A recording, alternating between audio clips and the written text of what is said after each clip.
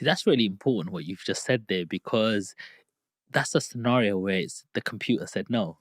Do Yeah. you know what I mean? The computer said no, but it required a human to override that decision because of the potential he can see and the machine cannot see.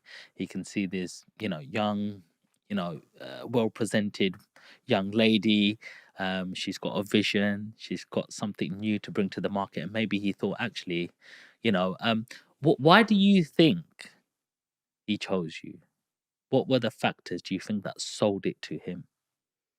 So I actually met him 6 months after, where the landlord wants to see the apartment or house. They want to check how everything's been with their tenants. So he did a 6 month check on me. He came to the apartment with his partner and his children, and he saw the apartment, and it looked probably better than it was when he first gave it to me. Because of course, with short-term rentals, we have a lot of cleaners in, we have our maintenance team, so it's always being looked after. All our landlords' property are always being looked after. We always vet our guests. So yeah, that's why after he saw that, I did ask him, why did you go ahead with me? What was it? Even though I didn't meet the affordability rate, what was it?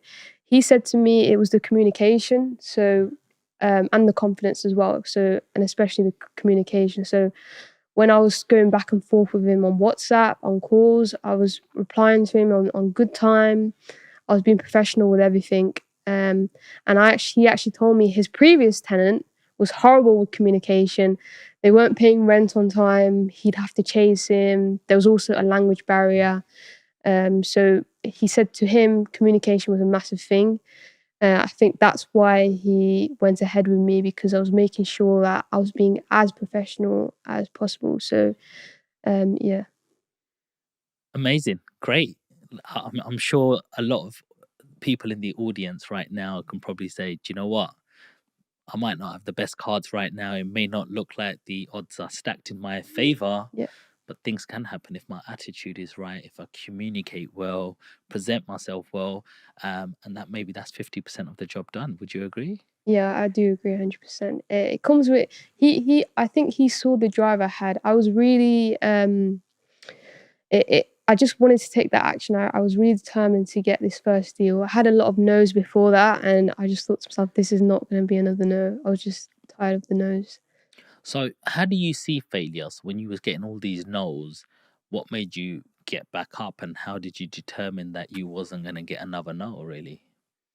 So when I first started doing my calls to agents and landlords, they just kept saying no, and I was thinking, right, there's no way not one person is gonna want to go ahead with me. But it was really upsetting. It did really put me down when everyone would just be like, "No, we don't do that. Goodbye. No, sorry, we've dealt with this before, but goodbye." They just hang the phone up, and of course, I'm at home. I'm getting a bit heated, and it just wasn't the best. But I think the one thing that overcame it was I saw this quote where it said, you're only, you don't know how close you are to the diamond. So it's like there's just two people there breaking the diamond. One person gave up, and he was just one axe away from Pickaxe getting away. to yeah pickaxe away from getting the diamond.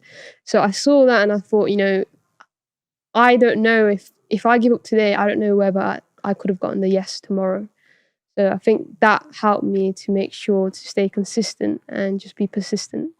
Massively. I love that. I love that because do you know what? There's not much difference between failure and success. Yeah. There really isn't, because you could have failed and that next try could have been success, right? So, what was really the difference? Someone just tried one more time. So, I totally agree with you there.